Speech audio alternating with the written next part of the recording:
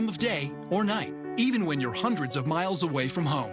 Always giving you and your family peace of mind, knowing that people, benefits, and services are there for you 24/7. Over 50 million members rely on AAA, America's largest motor club and most highly recommended major roadside assistance provider. AAA's legendary roadside assistance is a network with over 50,000 vehicles that respond to more than 32 million assistance calls every year. If something happens and we're broken down, my family's not going to be stranded. There are so many benefits to membership, and AAA is there if you're locked out of your car, need a tow, run out of gas, have a flat tire, or a dead battery. You know, if you have one flat tire or one battery service, that membership fee pays for itself. Wherever you go, wherever you are, you can trust AAA to be there when you need them. Call AAA today and find out how much you can save.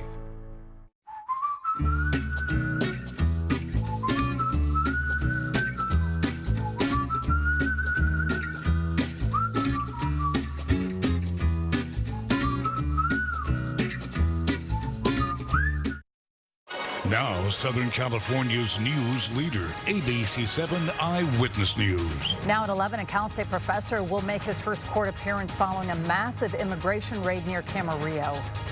A man accused of dismembering his wife and killing his in-laws was supposed to be in court today, but instead, he was found dead in jail over the weekend. But first, we begin with breaking news in Boyle Heights, where officers have opened fire on a man armed with a rifle. Our David Gonzalez is live on the scene with the very latest. Hey, good afternoon. Yeah, we just heard from LAPD just right now here off to the side, and they do tell us and have confirmed that the suspect in this officer-involved shooting has died. It's all taking place several blocks away on Spence Street near Hunter Street. Officials here telling us that they were called out around 8:30 this morning for reports of a man with a rifle. After police got to the scene, officers fired their weapons at the suspect. And right now, we do not know why the shooting took place, if the suspect fired his weapon, or if he was standing outside the van or in the van when that shooting took place. After the shooting, LAPD says the man barricaded himself in the van. SWAT was called in. We saw multiple armored vehicles and police pull up in tactical gear. Air 7 was overhead and captured the suspect slumped over the steering wheel with a rifle on his lap.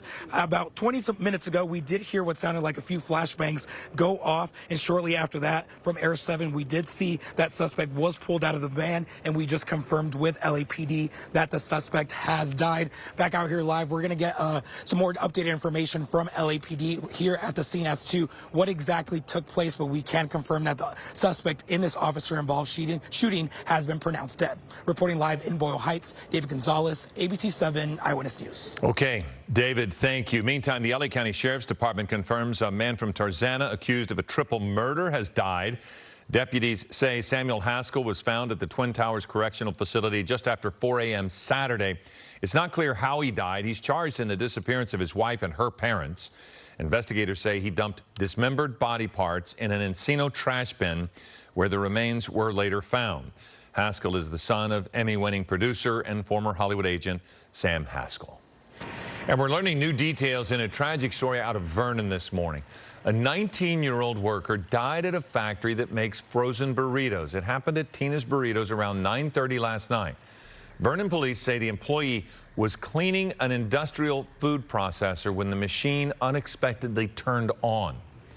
Workers heard the young man screaming and rushed to turn the machine off, but police say it was too late and he had died. Investigators are now calling this a tragic accident. A Cal State professor expected to face a judge today. He was arrested during last week's marijuana farm raid near Camarillo. This comes as the federal government shares new arrest numbers, and we learned one of the farm workers has died. Eyewitness News reporter Monica de Anda is live in downtown LA with all of the details of this wide-ranging story. Monica? Philip, Colleen, good morning. Yeah, lots of different stories that we're following that came out of those raids in Ventura County last week. But let's start with this CSU Channel Islands professor. His name is Jonathan Caravello. He's expected in court at 1:30 p.m. this afternoon. And this comes just after a vigil was held for him here last night.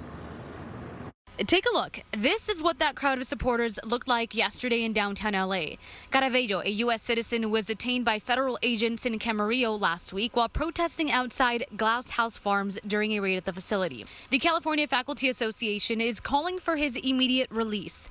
Witnesses say the professor tried to dislodge a tear gas canister that was stuck under someone's wheelchair. U.S. Attorney Bill Asaley denies that claim, however, saying Caravello threw a tear gas canister at law enforcement. Meantime, we have new numbers on 2 glasshouse farm raids from last week in Camarillo and Carpinteria. The Department of Homeland Security says 361 people were arrested and 14 children were found. And over the weekend, a farm worker from the Camarillo location passed away. Jaime Garcia's family says he fell 30 feet off a building while running away from federal agents. The Department of Homeland Security says he was not being pursued by law enforcement. Garcia's family is now demanding answers. And just yesterday, George Reddy's an American citizen and U.S. Army veteran who had been in federal custody since last Thursday's Camarillo raid was released without any charges. He and his family say they're grateful for the widespread support.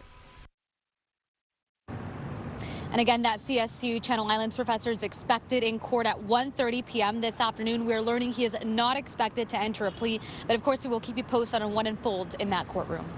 Reporting live from downtown LA, Monica de Anda, ABC 7 Eyewitness News. Monica, thank you. The Trump administration appealing a federal judge's ruling that limits immigration raids in Southern California.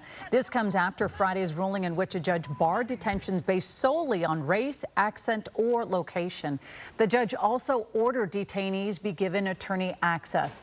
In the lawsuit filed earlier this month, ICE agents were accused of using unlawful arrest tactics and denying access to attorneys. Immigrant rights groups claim federal agents are doing roving patrols and detaining people without warrants or documentation. Well, let me be clear. Physical description can't be the sole factor to give you reasonable suspicion. As I said in an interview, it's articulable facts with an S. So appearance can be just one. For instance, if someone has an MS-13 tattoo on their face, that may be one factor to add to other factors to raise reasonable suspicion. Holman continued to say that no federal judge has the authority to dictate immigration policy. He says that authority rests with the Congress and the president. The LA County Sheriff's Department usually asks for your help tracking down a suspect, but this time they're searching for a lost assault rifle. Yep, you did hear that right. How you may have happened upon it coming up. And there's another twist in the Menendez brothers' fight to be released from prison. What a judge is now asking